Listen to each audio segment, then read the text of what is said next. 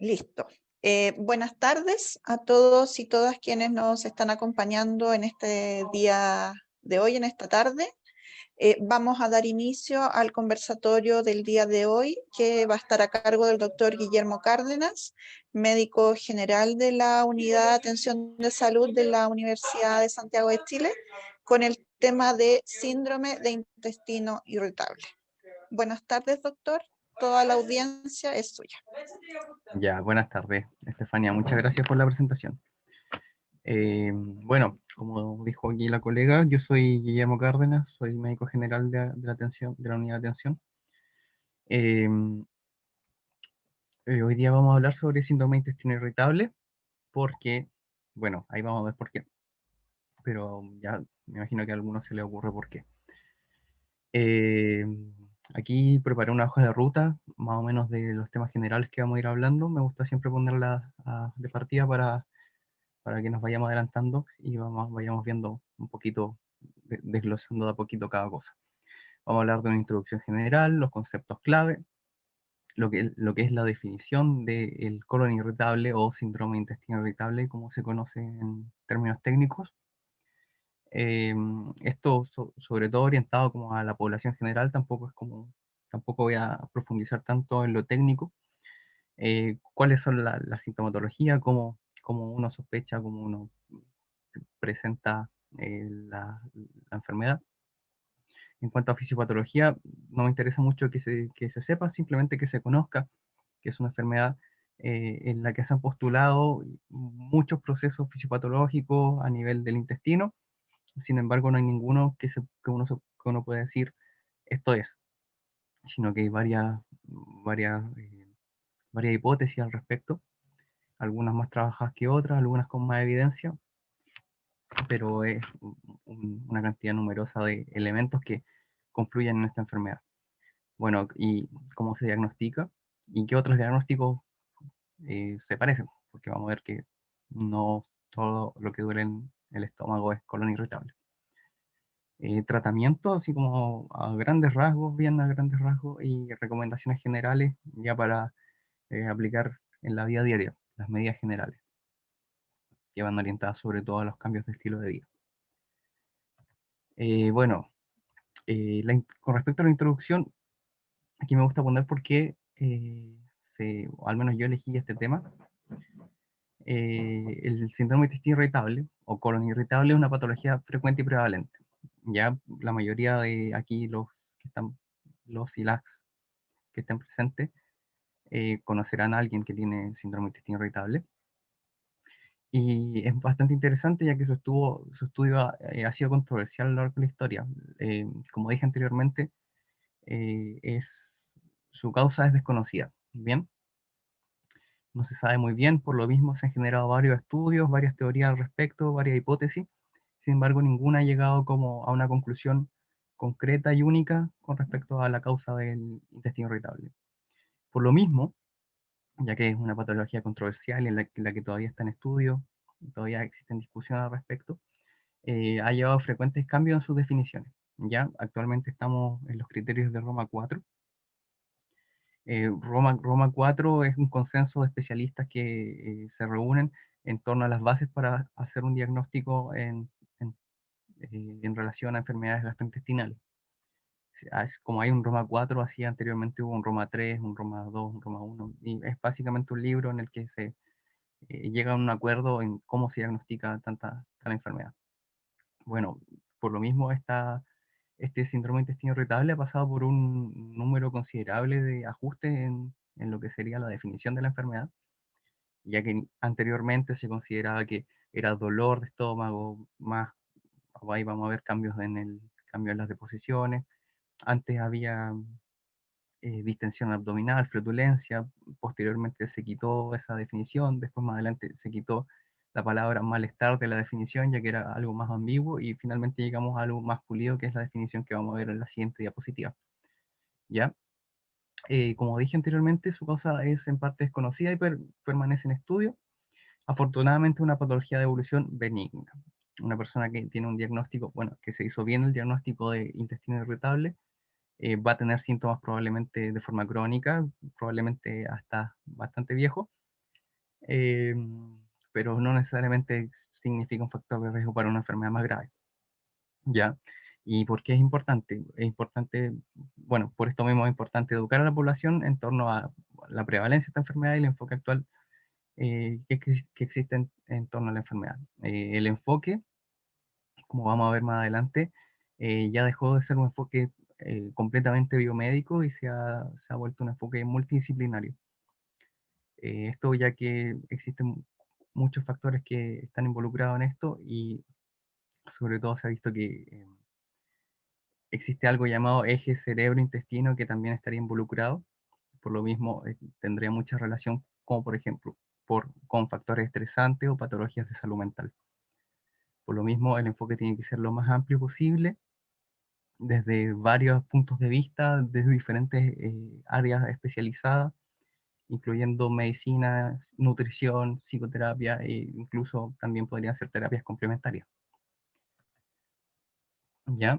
El síndrome de intestino irritable, las siglas SII, es un trastorno funcional digestivo. De ahí vamos a ver a qué me refiero con esto, caracterizado por dolor abdominal y cambio en las deposiciones. Con cambio en las deposiciones me refiero a cambios en la frecuencia, uno va al baño más o menos, o cambio en la consistencia, la hace más dura o más blanda. Esa es la base del diagnóstico actualmente.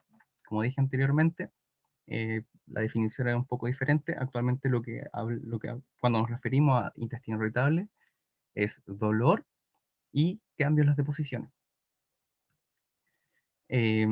Aproximadamente un 25% de la población tiene síntomas compatibles con esta enfermedad. Se da mayormente en mujeres en relación a hombres, en una relación de 2 a 1, o sea, por cada 2 mujeres le da un hombre. Y el diagnóstico en general se da en personas jóvenes, bien, desde los 25 años. em, en general empieza a haber como un aumento del diagnóstico, es un diagnóstico de personas jóvenes. Como dije anteriormente, con respecto a un trastorno funcional digestivo me refiero a lo siguiente. El término dolor funcional, al menos en medicina, es un término que designa un tipo de dolor al que no se le puede atribuir una lesión ni alteración estructural que explique con suficiencia el cuadro. Como no existe una alteración estructural, como por ejemplo sería un tumor, por ejemplo un cáncer de colon, o por ejemplo una enfermedad celíaca, en el que o en el que se hace la biopsia y se ve que hay alteración histológica a nivel del intestino delgado. Aquí no se ven, no se puede evidenciar una lesión estructural o una alteración estructural. Por lo tanto, cuando se habla de dolor funcional es lo opuesto a un dolor orgánico, que el dolor orgánico hace referencia a una patología que sea estructural. En verdad, esta definición es más o menos controvertida, ya que es raro que exista una enfermedad en la que no exista, en la que no tengamos evidencia visible de una alteración estructural. Probablemente esta definición surge en relación a la incapacidad o a los medios tecnológicos que tenemos, que en estos momentos no nos permiten reconocer cuál sería la afección subyacente a esta enfermedad. Y como les había dicho, estos son los criterios de Roma 4. Ahí hay un dibujo del librito. Esto es para, en verdad, en términos más técnicos, para que se pueda hacer el diagnóstico con mayor precisión. Tenemos que hablar de dolor, más dos o más de los siguientes síntomas. El dolor es en relación con la defecación, o sea, el paciente cuando va al baño se alivia, y relacionado con cambios de frecuencia o cambios en la consistencia de las deposiciones. O sea, un paciente con síndrome de intestino irritable puede tener diarrea o puede tener constipación.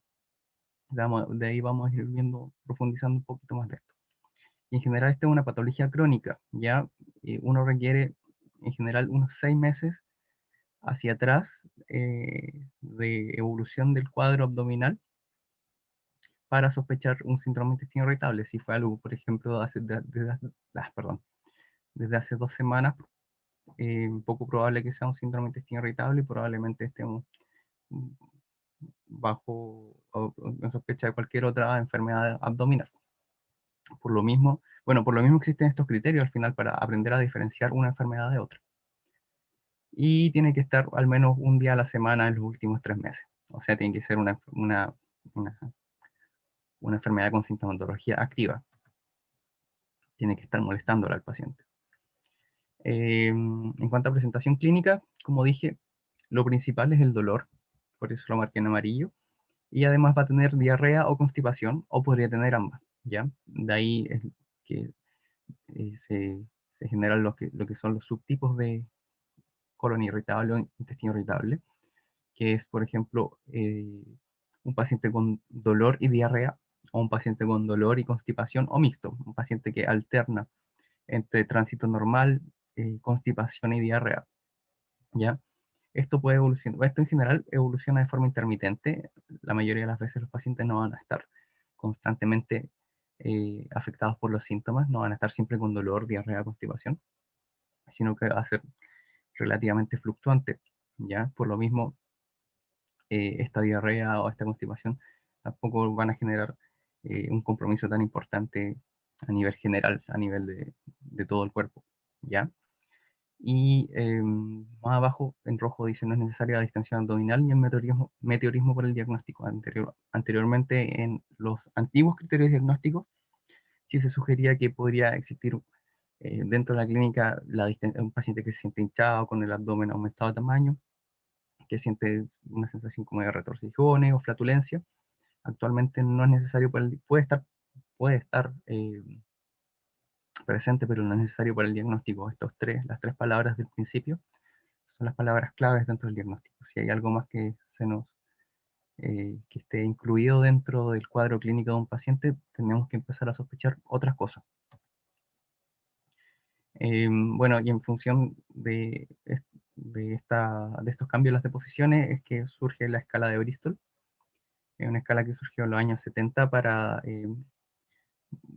categorizar las características de las deposiciones que tienen los pacientes. En general, lo que uno hace es mostrarle a los pacientes eh, cuánto, eh, pedirle al paciente que indique cuáles las características de sus deposiciones. Es bien interesante.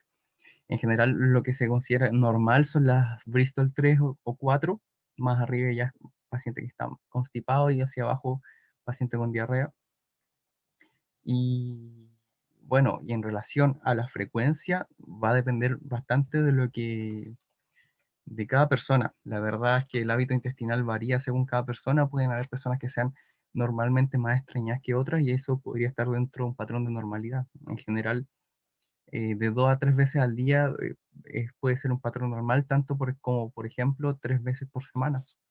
Si es que las personas, si es que ese es su hábito intestinal normal, podríamos estar hablando tranquilamente de que no existe ninguna patología, si es que no hay otros síntomas, por ejemplo. Y aquí esto es interesante ya que existen algunas condiciones asociadas, como por ejemplo esta enfermedad se puede ver asociada a los trastornos ansiosos, depresivos, a la fibromialgia, cefalea, insomnio, fatiga crónica y otras cosas. Es interesante ya que la mayoría, si es que no todas estas enfermedades, también en muchos casos tienen eh, componentes más bien psicobiológicos, y requieren en varios casos como abordajes complementarios o multidisciplinarios, ya en los que se incluyan especialistas de diversas áreas, incluso en muchos casos pacientes que no encuentran eh, su respuesta o alivio en la medicina tradicional, buscan también terapias complementarias. ¿Ya? Así que en función de eso también va enfocado el manejo del síndrome de intestino irritable.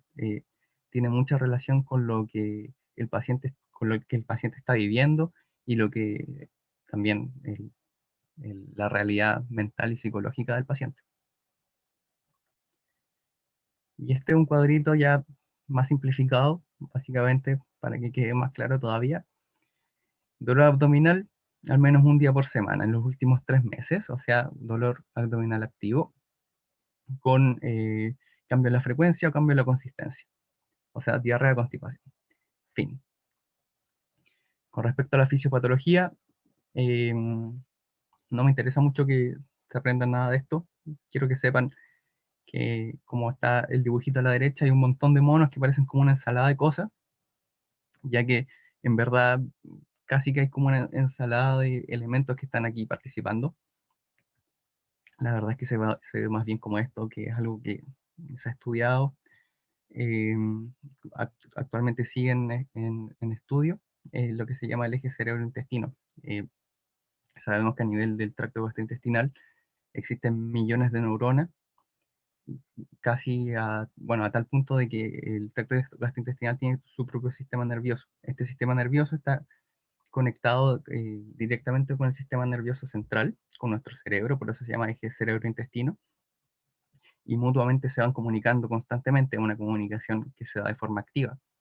Existen bastante evidencia en torno a esta comunicación que existe, y por lo mismo se ha visto que, por ejemplo, cambios a nivel de uno de de estos sistemas, a nivel, por ejemplo, gastrointestinal, pueden verse asociados a cambios a nivel del sistema nervioso central. Ya, esto se ha visto con estudios sobre todo en animales y en ratas, en los que, por ejemplo, existen cambios en la microbiota que pueden desencadenar cambios en el comportamiento de las ratas. Al mismo tiempo, vemos por ahí una flechita, un rayo que dice estrés.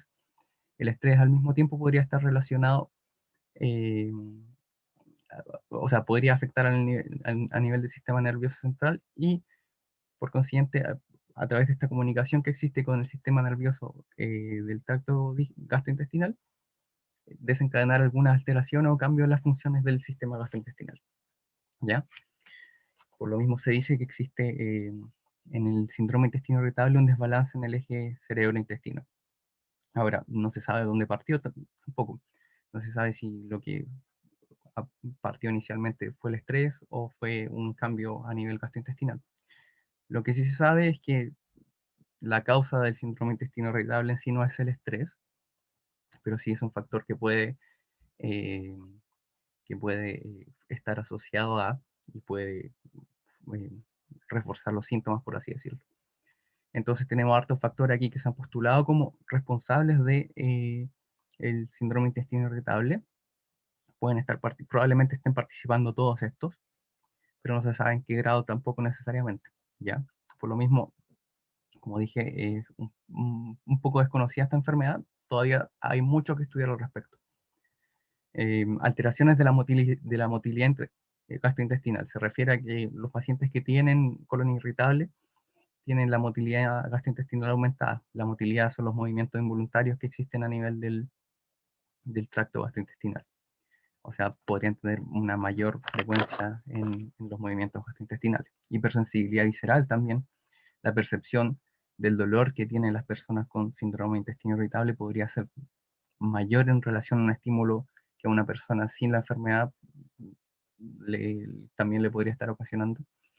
Fenómenos inflamatorios, también se ha visto participación de mediadores químicos inflamatorios propios del organismo de forma muy activa a nivel del tracto gastrointestinal. También, y aquí esto es lo importante e interesante, hay factores psicológicos asociados. Se ha visto asociación frecuente de otras enfermedades como la depresión y la ansiedad en el síndrome de intestino irritable. Hay factores genéticos también involucrados, hay, por lo mismo hay antecedentes familiares de personas que tenían un familiar y ellos también presentan la misma enfermedad. Y este otro elemento que también me parece interesante es la microbiota intestinal. Con esto me refiero a los microorganismos que existen normalmente de forma sana y saludable en el tracto gastrointestinal, que en el caso de los pacientes con síndrome de intestino irritable podría estar modificados. Podrían existir otros agentes o los mismos agentes de una proporción diferente. Y eso, bueno, la microbiota intestinal es un componente súper importante en general del tracto digestivo. Entonces un cambio en ella podría desencadenar alteraciones que se podrían traducir en síntomas. Factores infecciosos, ya que se ha visto que muchas personas desarrollan colon irritable después de una infección gastrointestinal. Y bueno, también factores dietéticos y ambientales que después vamos a ver elementos de la dieta que son importantes tener en cuenta. y el dibujito del cerebro. Para el diagnóstico, en general no se requiere hacer exámenes de laboratorio. El diagnóstico se puede hacer solo con los antecedentes de dolor y cambios en el hábito intestinal, siempre que no hayan otras cosas que nos hagan sospechar otra enfermedad, ya que, como dije anteriormente, no todo el dolor de estómago, no todo el dolor de guata es intestino irritable. Ya hay cosas que nos hacen sospechar de otras patologías y por las que tenemos que parar un poco la oreja, estar un poco atento e ir a descartarlas también con algunos exámenes en caso de ser necesario. A eso me refiero con el diagnóstico diferencial. Son otros diagnósticos que uno se podría plantear en función de otras cosas que aparecen, que nos hacen dudar un poco del síndrome de intestino irritable. El intestino irritable entonces es dolor y cambio de posiciones. Si aparecen otras cosas, uno sospecha otras cosas, como por ejemplo patología biliar, la úlcera péptica, la enfermedad inflamatoria intestinal, el cáncer de colon en pacientes de más edad, la enfermedad celíaca, que también es importante, eh, y también las infecciones gastrointestinales y también el hipertiroidismo. En el caso del hipertiroidismo, el aumento del hormona de tiroidea aumenta el tránsito gastrointestinal y podría existir diarrea. ¿Ya? Pero de todas formas la indicación es limitar los exámenes según la sospecha diagnóstica. Anteriormente, antes cuando existían con criterios anteriores, el diagnóstico de colon irritable era un diagnóstico de descarte. O sea, un paciente que tenía dolor de estómago, de todas formas había que hacerle un estudio completo y finalmente si no tenía nada y el paciente estaba sano, se postulaba que el paciente tenía colon irritable. Actualmente ese paradigma cambió y ahora es un diagnóstico positivo, lo que quiere decir que si tenemos síntomas compatibles y no hay nada que nos haga sospechar otra cosa, podemos hacer el diagnóstico sin necesidad de exámenes. Bien, aquí puse una alarmita eh, para hablar un poco de los signos de alarma, ¿ya? Cosas que nos hacen pensar de que no estamos frente a un colon irritable y estamos frente a otra cosa que podría ser incluso más grave. Por ejemplo, un paciente que baja de peso, paciente con fiebre, sangrado en deposiciones. En pacientes mayores de 50 años, de todas formas, hay que descartar otras cosas porque el aumento de cáncer de colon aumenta con la edad. La anemia, bueno, con sangrado y anemia más o menos voy apuntando lo mismo, ¿ya? Cuando hay sangrado en las deposiciones, uno igual tiene que descartar otras patologías que sean un poco más malignas. Un dolor que despierta las noches al paciente, ya eso también es raro, no debería, no es común. En general, cuando se habla de patología, de enfermedades funcionales, como es el intestino irritable, no deberían despertar en la noche.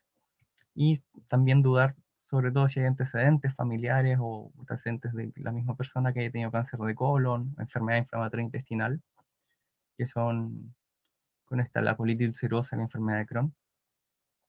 Y en caso de que hayamos pedido exámenes por alguna razón, si estos exámenes tienen alguna alteración, obviamente hay que pensar en otra enfermedad, ya que no existen alteraciones de laboratorio cuando estamos frente a un colon irritable. Con respecto al tratamiento, como dijimos, ya esto igual es controversial, sigue en estudio, todavía se está generando evidencia, con respecto a algunas cosas no hay suficiente evidencia. Lo que sí se ha visto es que el abordaje, o bueno, lo que se postula actualmente es que el abordaje tiene que ser biopsicosocial, un abordaje complementario desde diversos puntos de vista, con diferentes especialistas participando, diferentes profesionales de distintas áreas o personas con conocimientos diversos, incluyendo también profesionales relacionados con las medicinas complementarias en algunos casos. Esto, de todas formas, es individualizado según el paciente. Puede haber pacientes que no requieran tanta intervención, no requieran una conducta tan agresiva, porque los síntomas los puede llevar su día a día sin mayores problemas. Eh,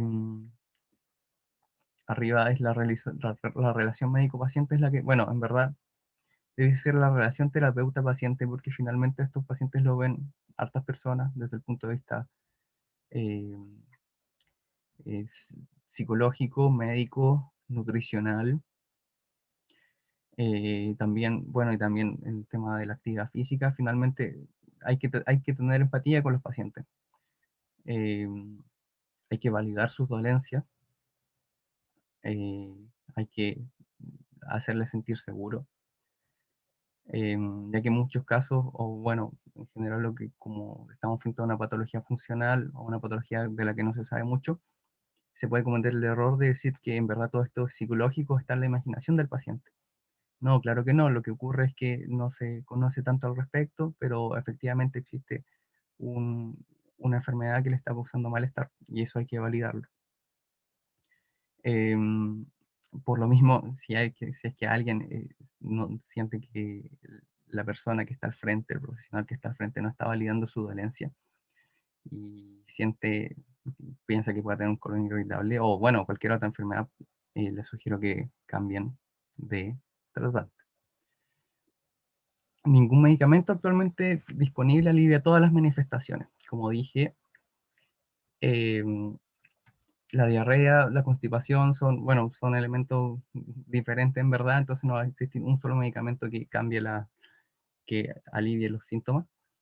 Eh, en verdad, esto va a estar individualizado según el paciente. Si tiene diarrea, se van a dar ciertos medicamentos, si tiene constipación, se van a dar otras cosas. Para el dolor se pueden dejar otros medicamentos que después, como ir viendo a grandes rasgos. Como es una enfermedad crónica, no van a haber medicamentos que curen o modifiquen el curso de la enfermedad.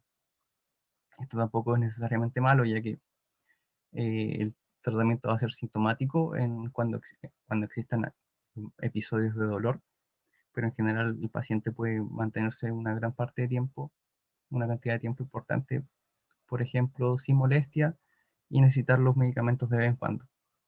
En general ocurre que pasa muy frecuentemente que los pacientes presentan dolor en relación a eventos estresantes, ¿ya? Que, bueno, tiene que ver con lo mismo que hemos estado hablando también. Es individualizado según cada paciente y existen medidas generales y medicamentos que pueden usarse en las recurrencias. Con recurrencia me refiero a un nuevo episodio de dolor, porque esto es fluctuante. El paciente puede sentirse bien, después de un tiempo aparece el dolor, se le pasa, después y así. Y aquí, en verdad, una larga lista de medicamentos, como dije, esto todavía está en estudio, existen estudios en relación al uso de algunos medicamentos, otros no tanto, existe evidencia un poco más contundente en relación a unas cosas. Actualmente lo que se recomienda es el uso de antiespasmódicos.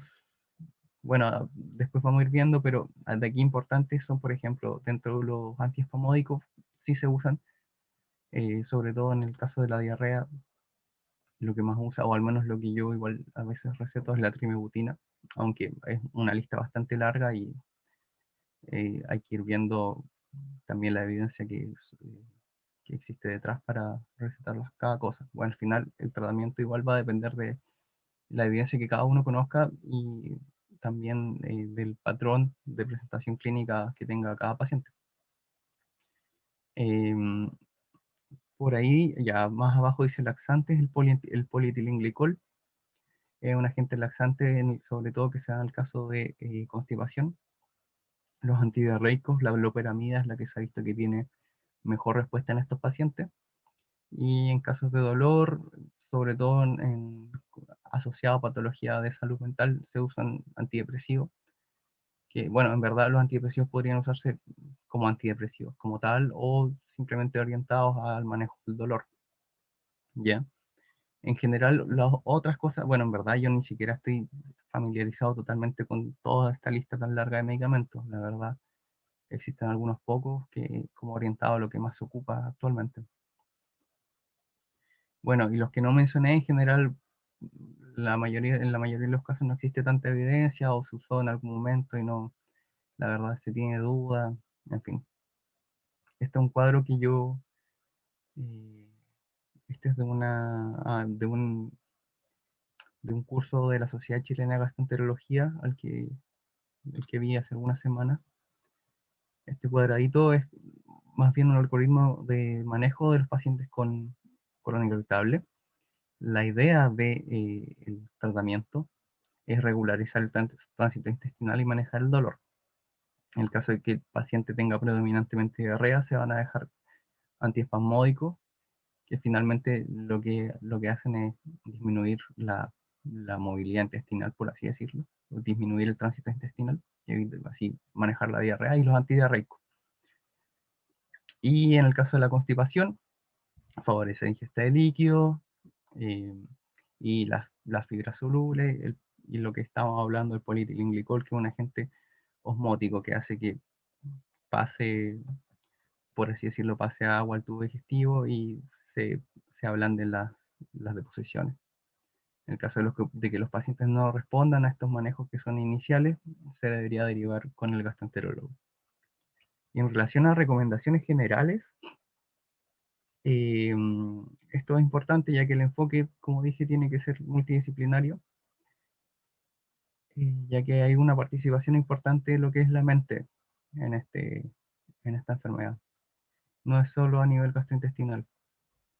A nivel general, alimentación saludable, evitar comidas copiosas. Después vamos a ver un poco de alimentación en la siguiente diapositiva. eh, Horarios para comer, beber abundante agua, ejercicio físico muy importante, y también ojalá actividades relajantes, favorecer la interacción social, interacciones sociales que generen bienestar, tratar de alejarse un poco del estrés. Todos estos factores generales están también orientados a manejar otros aspectos importantes que no son, que pueden ser más psicosociales en el intestino irritable, y son igualmente importantes y pueden tener mucha, mucha, mucha incidencia sobre la enfermedad.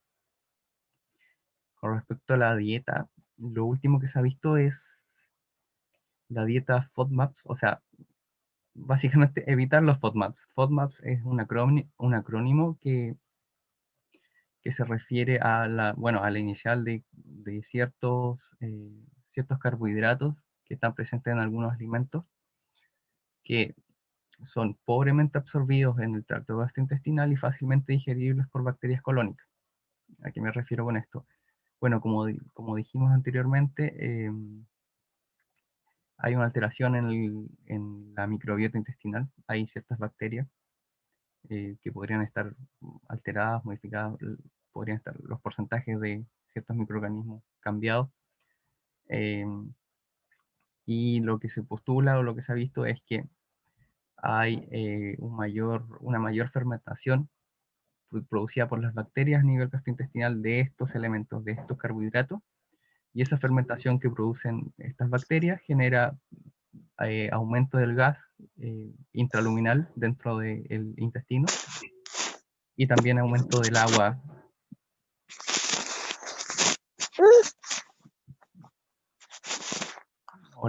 Estoy escuchando algo. ¿Alguien tiene el micrófono? Ya, gracias. Ya. ¿Dónde iba? Ah, ya. Perfecto. Entonces, los FODMAPs. Y en general lo que se sugiere o lo que se recomienda es una dieta eh, sin FODMAPs o baja en FODMAPs. eh, Aunque de todas formas esto tiene que estar acompañado de aporte por alguien que sea nutricionista, ya, porque existen muchos alimentos que tienen estos carbohidratos específicamente. Entonces las recomendaciones nutricionales tienen que ser eh, como personalizadas al paciente, y también evitando generar algún déficit, ¿ya? En general, alimentos que tienen FODMAPs son, por ejemplo, el trigo, centeno, las cebollas, el ajo, eh, hoy artichokes, se me olvidó que era, alcachofas, las legumbres, la leche, la miel, las manzanas, las peras, la sandía, el mango, la manzana, y también en muchos casos son azúcares que son utilizadas como, bueno, son endulzantes que son utilizados como reemplazo del azúcar, entonces podrían estar presentes en algunos alimentos industrializados.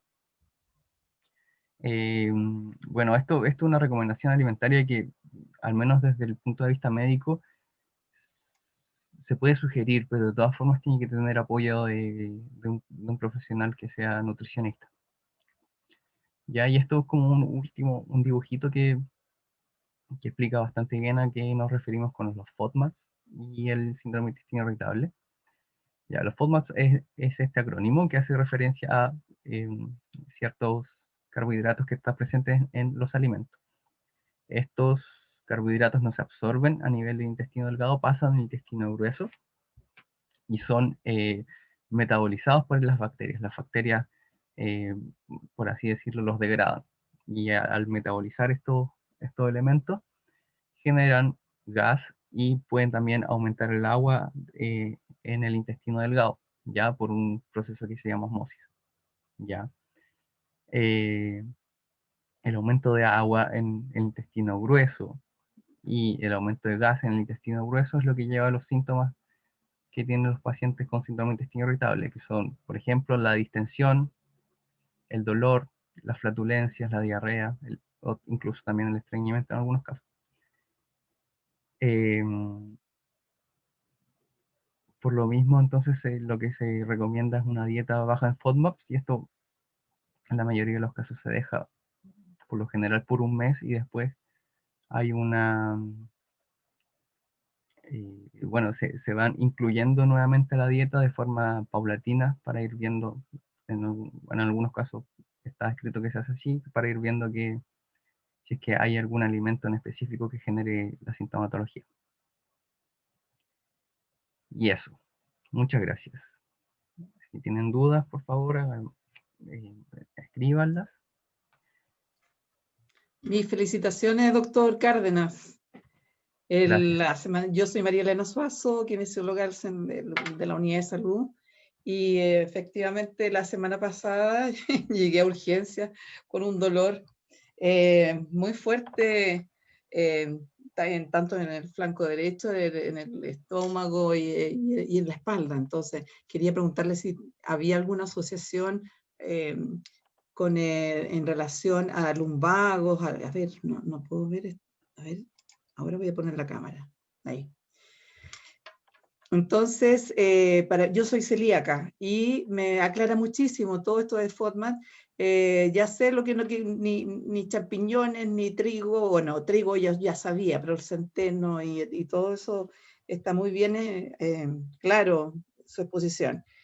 Pero quería preguntar justamente porque yo he visto muchas radiografías de repente de pacientes que llegan con lumbago y resulta que a veces es el colon irritable el que está ahí involucrado. Entonces es como un síndrome de dolor lumbar, ¿no? Puede ser facetario, del estómago, qué sé yo, del páncreas, no sé, del colon mismo, o a veces otros problemas asociados ahí, la próstata quizás, no tengo idea, pero generalmente cuando me llega una radiografía yo veo el colon muy distendido y efectivamente las personas comienzan a comer saludable, la digestión se les mejora y se les acaba el lumbago. Entonces quería saber si de su experiencia sabía alguna cosa así, relacionado con dolores lumbares. Ya, muchas gracias, María Elena, un gusto. Con respecto a, bueno, la verdad es que yo en lo personal no me ha tocado un paciente que haya tenido como la comorbilidad de lumbago y colon irritable, pero sí lo he leído y lo he visto que está descrito en algunos casos, que existe también la asociación de lumbago con, bueno, porque finalmente igual el lumbago, curiosamente, también tiene como cierta participación de componentes psicosociales. Finalmente el manejo del estrés también puede estar asociado al lumbago. Y justamente está escrita la asociación, aquí no la puse etcétera, porque hay bastante otras cosas relacionadas con esto. Y también, curiosamente, son todas relacionadas como a la esfera como biopsicosocial. No solo son enfermedades que requieren un manejo médico, sino también un manejo psicológico.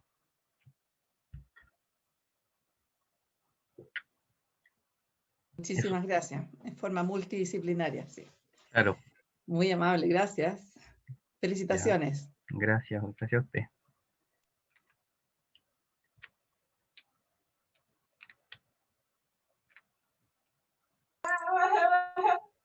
Doctor, hay una consulta en el chat. Sí, Dice, tengo 21 años y cada vez ¿Ya? que como azúcares, como el maltitol, ¿Ya?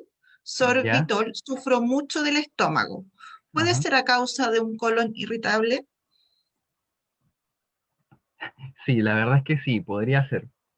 En general, el tema como de la asociación de consumir un alimento y verlo reflejado directamente en la sintomatología no es tan confiable en general. Eh, pero sí, dependiendo del caso, sí se podría hacer el diagnóstico de colon irritable y es probable que pudiese ser eso.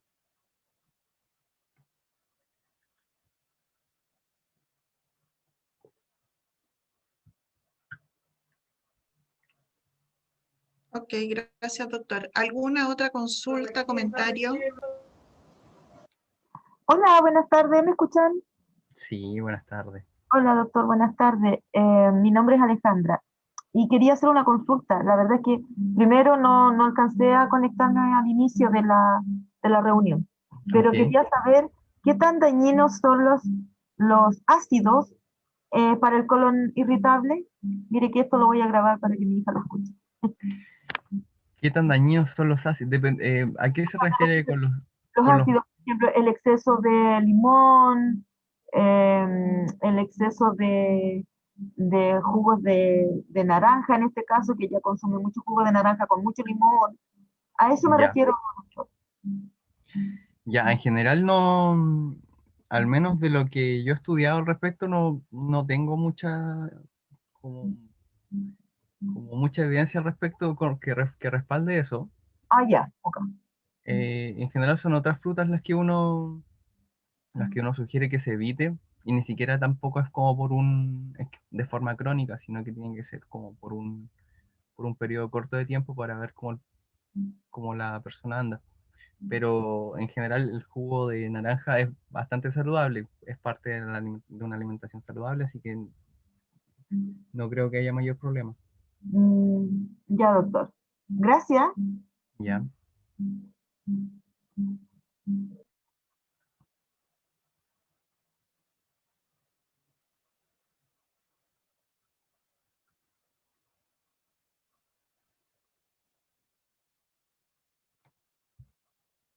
Doctor, hay una pregunta en el chat que dice de Gladys Serrano, paciente Ujú. mía.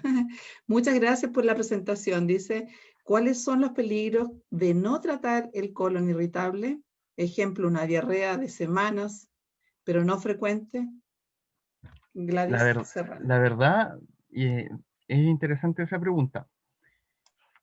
En verdad, en teoría, los peligros no serían ninguno, sería el malestar que podría tener el paciente, porque en general como dije al principio de la presentación, que está por acá, es una patología de evolución benigna, lo que quiere decir que en general el paciente no se va a agravar, a menos que tenga, bueno, o muy difícilmente se va a agravar, ¿ya?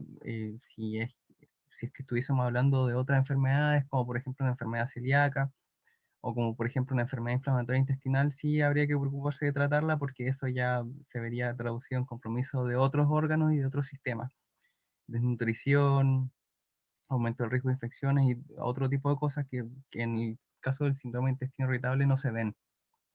En general, lo peor que le podría pasar al paciente es que tenga dolor muchas veces a la semana o muchas veces al mes y diarrea y eso le incomode mucho.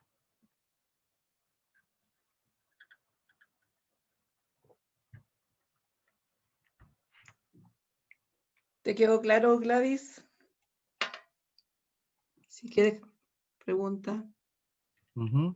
Eso, mencionen si tienen algunas dudas, si no les quedó claro algo. Quisiera saber otra preguntita, doctor. Ujú. Cuando uno, por una infección, Helicobacter, supongamos, y está en tratamiento 14 días, etcétera, ¿es necesario después la ingesta de probióticos, prebióticos? ¿Cómo podemos mejorar la probiota intestinal? Ya, Ya, en relación, ya, lo que ocurre es que en relación al intestino irritable también hay estudios con respecto a los probióticos. Ya. Y no se ha visto como ¿cómo decirlo? Como que no hay mucha evidencia a favor del uso de probióticos en el manejo del síndrome de intestino irritable. De ¿Y todas cómo formas, podemos, perdón, ¿y cómo podemos restablecer la flora bacteriana? con la alimentación saludable, Ya, básicamente. Y ya. bueno, el cambio de la dieta, ojalá con nutricionista, porque se ha visto que también hay un cambio en la microbiota aplicando la dieta sin FODMAP. Perfecto. Pero el consumo de probióticos no existe mucha evidencia que respalde los buenos resultados. A mí también me parecía.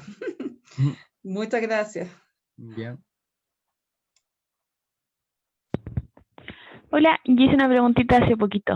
Soy Gladys. Ujú. Hola. Con eso que dijo la doctora, ahora tengo otra duda respecto a la alimentación, porque ¿cómo yo complemento con alimentación si estoy eliminando, o sea, si tengo una diarrea full, estoy eliminando como todo y mi organismo no absorbe de manera adecuada? Ya, es que es diferente de todas formas. Eh, en un síndrome de intestino irritable no debiese haber un fenómeno de mala absorción. Ya, lo que sí va a haber es como diarrea y quizás un poco de pérdida de agua, pero en general no va a ser algo que tenga un compromiso sistémico. Y de todas formas, perdón, lo que se hace es dejar tratamiento contra la diarrea y al mismo tiempo hacer un cambio en la dieta. Y por lo mismo, también insisto harto en esto, que el cambio en la dieta se tiene que hacer con la supervisión de nutricionista, porque como dije durante la presentación, hay que evitar, porque existen muchos alimentos que podrían evitarse o debiesen, más que evitarse, disminuir, porque también es eso, tampoco es que se disminuya, o sea, tampoco es que se elimine, sino que se disminuye el nivel de estos carbohidratos que podrían generar sintomatología a un nivel mínimo, que es aproximadamente 5 gramos, si no me equivoco. Y se reemplaza por otros alimentos que no tengan estos carbohidratos.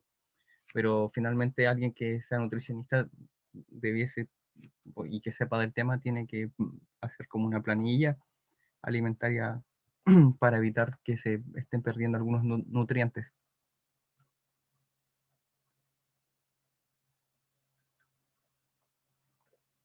Y eso.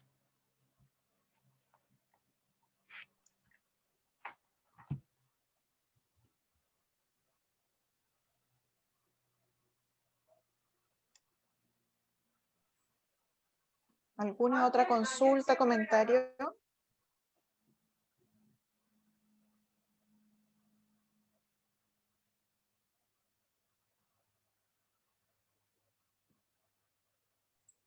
Acá aparece otra pregunta, doctor, en el chat. ¿Los productos como yogur de kefir pueden ayudar al tránsito intestinal? ¿Son beneficiosos o no tanto? Perdón, a qué producto Yogur, dijo? yogur de kefir. No sé qué es eso. Yogur de... Constanza, no sé si nos puedes aclarar un poquito más tu Sí, pregunta. por ¿Puedes prender el favor. micrófono? ¿Pueden ser yogur naturales de pajaritos de estos? Yogur de pajarito. Yo A me eso se imagino refiere. que sí. Ah, ya, yogur de pajarito. Podrían ayudar con el tránsito. Bueno, a ver, se supone que sí, de todas formas tienen componente de lácteo. Y en ese sentido, en el caso del síndrome del intestino irritable, como más abajo lo dije por acá, dentro de los alimentos que tienen FODMAP está la leche, tiene lactosa. En ese caso podría aumentar probablemente la sintomatología.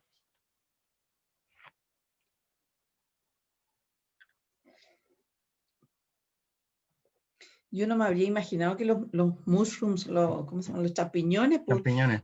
Los champiñones podrían tener problemas, pero generalmente yo los consumo. La coliflor me hace pésimo, las peras, las manzanas es muy buena, es buena para la digestión, para la constipación. Eh, ¿Por qué también hay que tratar de evitarlo? Las manzanas en este caso. Ya, por lo mismo, es que tienen un monosacárido que se llama fructosa, que también Sorbitol. no se absorbe completamente a nivel de intestino delgado, termina llegando al intestino grueso, y el intestino grueso se fermenta. Ya. ¿Y qué sería mejor en caso de constipación entonces? Yo soy celíaca, no puedo comer trigo, el garlic me hace mal, el onion también, la alcachofa me encantan, igual las como, pero ¿qué podría ser mejor para la digestión? O digamos, para el tránsito intestinal. ¿Qué podría ser mejor para la digestión? Bueno, para empezar, agua ¿Qué otra abundante. fruta? Sí, agua, sí. ¿Qué otra fruta? No, la verdad desconozco, no tengo tan claro qué otra fruta podría ser mejor para la digestión. Ahí- yo encontraba tan Ahí, estupendo ahí me pilló. las manzanas. Pero a ver, esto igual va a depender de cada paciente. En el caso de que la manzana en sí no le genere malestar, se puede consumir normalmente. Sí, finalmente el objetivo de esta dieta no es, Tan es para, estricto, sí. para manejar la sintomatología. Ya, sí. Y en ese caso sería bueno la lactulosa como ayuda. Ya, es que en ese caso sí, la lactulosa eh, es para ablandar las deposiciones, pero ¿Mm? lo que se ha visto que hay mejor respuesta es Ah, el polietilenglicol. polietilenglicol, ya. Es Polietilenglicol, que es lo que se está usando más actualmente, fantástico. que el, Muchísimas prin- gracias. que el principio de acción es más o menos lo mismo. Genial.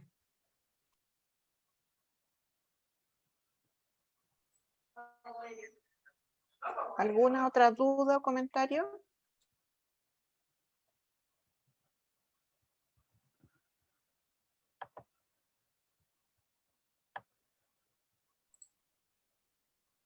Parece que no hay más consultas, doctor. No sé si quiere dar unas palabras finales para finalizar el conversatorio. Sí, sí, de todas maneras. Bueno, es importante saber que esta enfermedad no se sabe tanto todavía está en estudio.